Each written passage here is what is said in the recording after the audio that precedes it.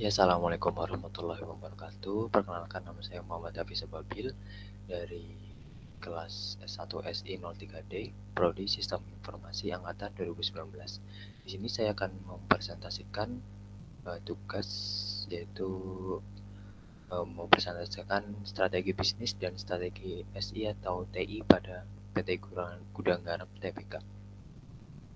Yang pertama yaitu ada logo Gudang Garam itu sendiri, seperti ini logonya.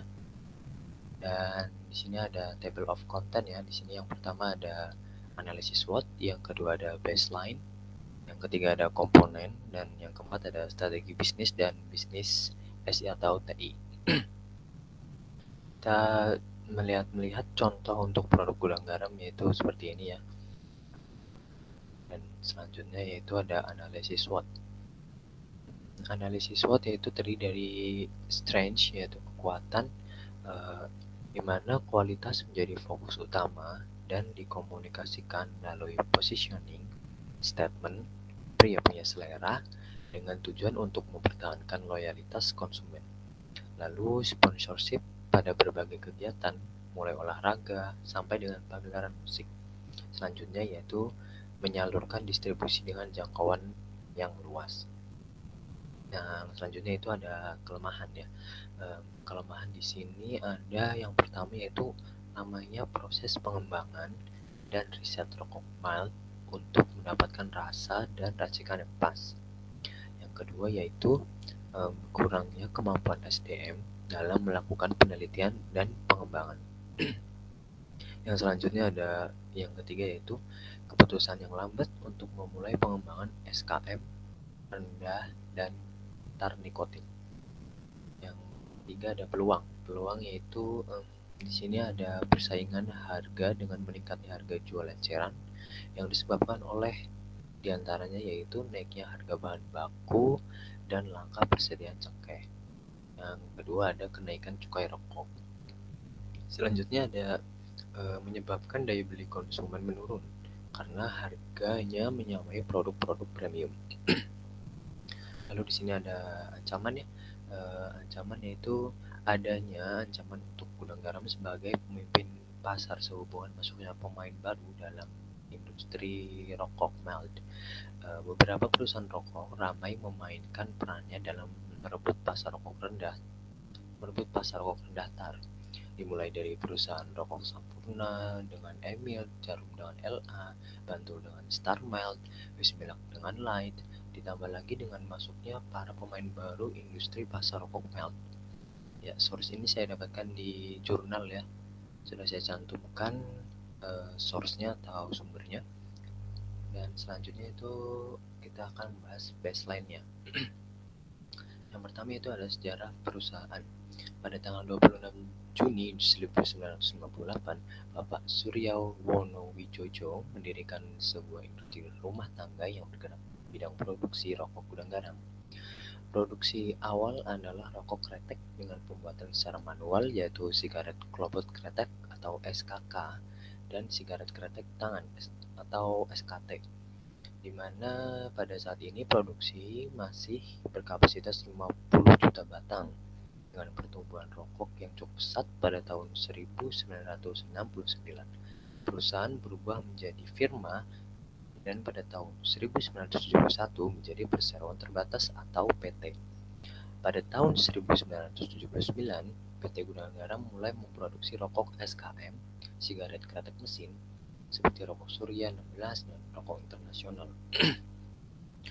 Tahun 1990, PT Gudang Garam melisting saham perusahaan di Bursa Efek Indonesia dengan IPO sebesar 10.250, memiliki kode GGRM CK, dan PT Gudang Garam resmi menjadi perusahaan TBK. Selanjutnya yaitu PT Gudang Garam adalah salah satu produsen rokok terkemuka di Indonesia yang mempunyai pangsa pasar paling besar, menghasilkan lebih dari 70 miliar batang rokok pada tahun 2001 dan dikenal sebagai produsen rokok kretek berkualitas tinggi. Selanjutnya ada komponen ya. Komponen yaitu ada visi. Di sini visi dari PT Gudang Garam Tbk adalah menjadi perusahaan yang besar yang terpandang, menguntungkan dan memiliki peran-peran dominan dalam industri rokok domestik. Sedangkan untuk misinya yaitu menyediakan produk-produk inovatif bermutu tinggi yang memenuhi bahkan melebihi harapan. Selanjutnya itu ada goals. Goals yang pertama di sini selalu menciptakan produk dengan kualitas terbaik, memenuhi konsumen dengan terobosan yang lebih kreatif, menyesuaikan produk dengan minat masyarakat. Nah, di sini ada objektifnya yang pertama yaitu meningkatkan kualitas rokok di Indonesia, turut memberikan dana beasiswa dan pendanaan pada acara-acara terkemuka. Yang selanjutnya yaitu meningkatkan produk agar lebih meluas di Indonesia bahkan di dunia. Di sini ada inisiatif yang pertama yaitu membuat jaringan dengan petani tembakau Indonesia. Selanjutnya memenuhi aturan-aturan serta perundang-undangan tentang cukai. Lalu ada menyelaraskan produk dengan minat masyarakat dengan mendesain kemasan semenarik mungkin dan pastinya bisa mempertahankan rasa dan kualitasnya. Selanjutnya di sini ada targetnya. Yang pertama yaitu Gudang Garam akan terus berupaya memastikan agar perseroan dapat melayani kebutuhan pelanggan sepenuhnya. Yang kedua yaitu ada perseroan tetap berkomitmen untuk mematuhi semua peraturan dan perundang-undangan yang berlaku serta memberikan nilai tambah bagi para pemegang saham dan pemangku kepentingan. Nah, selanjutnya yaitu ada strategi bisnis dan strategi SI atau TI. Yang pertama di sini yaitu mempertahankan pasar yang ada. Yang kedua, mempersingkat inovasi agar dapat bersaing dengan produk lain. Yang ketiga yaitu mempertahankan kepercayaan masyarakat dengan terus meningkatkan kualitas dan cita rasa. Yang keempat yaitu membuat aplikasi khusus yang berfungsi sebagai media pengenalan produk ataupun bisa digunakan sebagai media untuk pendaftaran beasiswa atau pagelaran mahasiswa.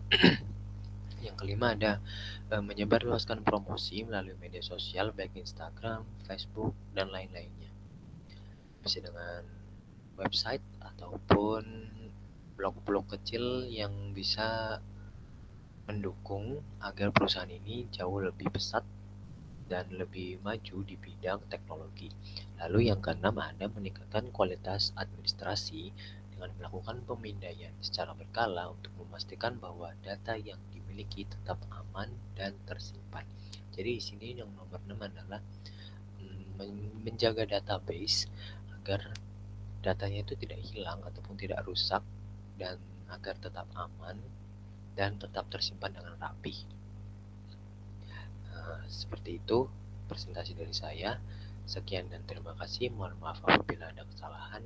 Wabillahi taufiq wal hidayah. Assalamualaikum warahmatullahi wabarakatuh.